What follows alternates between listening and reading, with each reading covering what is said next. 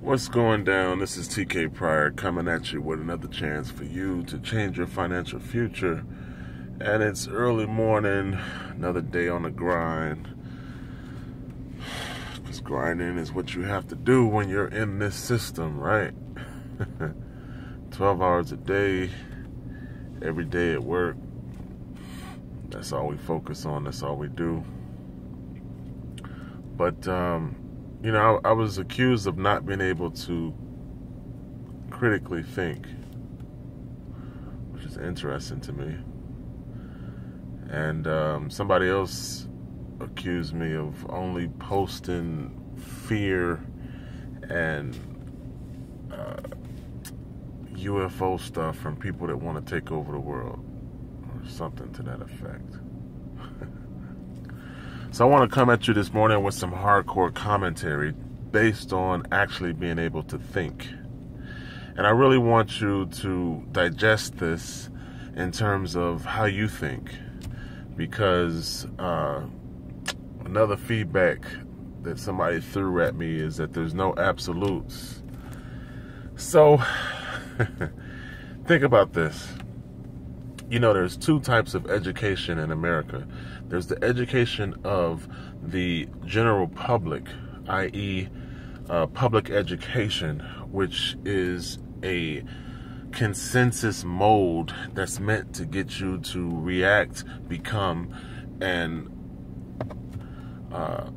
formulate a general idea. So even if you go through public education and reach everything that our educational system has to offer, let's just say you become a PhD in economics, at what point do you learn how to become a millionaire or how to generate income?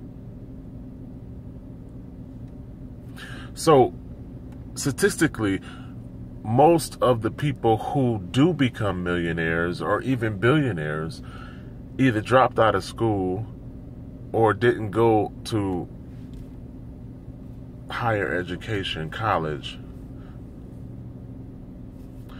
So when is it within our public educational system is it that you learn how to generate income, how to create money for yourself in your personal financial space? Okay, now for the generational wealth people who are super rich, here's a separate educational system that they're given that the rest of us are not given. See, they are taught, instead of acquiring a skill and being paid a wage for your skill, they are taught to hire someone with a skill to work for them to generate money. Okay? And then the other thing that they are taught is that take the money that you generate and make it work for you so that you make more money. See, those are two different schools of thought. That's a completely opposite way of thinking that has nothing to do with the other. The poor class are taught one way, which is basically to be a debt slave. That's essentially what you learn in the public educational system. You learn how to be a slave to debt. It's just that simple. So what I don't mind and what really doesn't bother me is that if that's all you know and that's all you've been taught, then you have no other point of reference.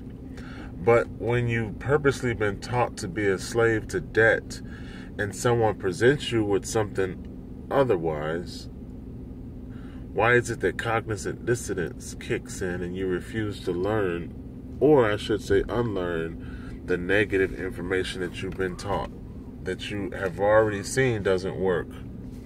Let me give you a small example. If you know that something is losing value and you feel the effects of your valueless money not being able to buy as much stuff as you would like to buy, meaning it takes more money for you to participate in society. You can feel that. You can see that.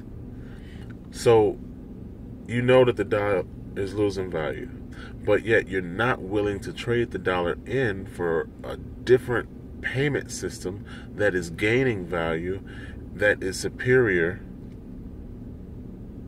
and that is worth more. Somebody said this simple analogy. They said, listen, if you take 4 quarters to the bank and you trade it in for $1, are you buying $1? Or are you just converting money from one format to another? So if you take paper money and you convert it to gold currency, are you buying gold?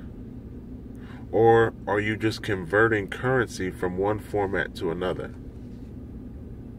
You see, I'm accused of spreading fear, and I'm accused of not being able to critically think. But common sense is uncommon in a mentally lazy world where people exist on fast food and the ability to hold their hand out for a check as opposed to generating a check through their own efforts and their own abilities. So my suggestion is that you create generational wealth for yourself by, 1, making your money work for you, and 2, by hiring people with a skill to generate wages in which their wages also work for you. Because that is what the super rich are taught. And then the last thing that I'm going to drop on you is that if you take the valueless and continually, because of deficit spending, continually downward spiraling dollar, and you convert it from paper money to gold currency, then in doing so, you have a superior form of currency that will gain in value, that is not connected to the dollar, and also not connected to the bank system or the governmental system. Now, if you don't see the benefits in gold currency over paper currency based on those 3 things I just mentioned, then maybe you shouldn't convert. But everything in this world is a personal choice, so I'm going to leave that choice up to you. If you do decide to convert paper to gold currency, the process is easy. Contact me or just go to the website associated with this video. There's a link, a button that you push that says open a free gold savings account. That's how easy it is. It's just like shopping on Amazon. You swipe your credit card and you convert paper money to gold currency. My suggestion is convert as much of it as you possibly can, because time is valuable, and all the time that you don't, you're losing, because the dollar continues to lose value every single day.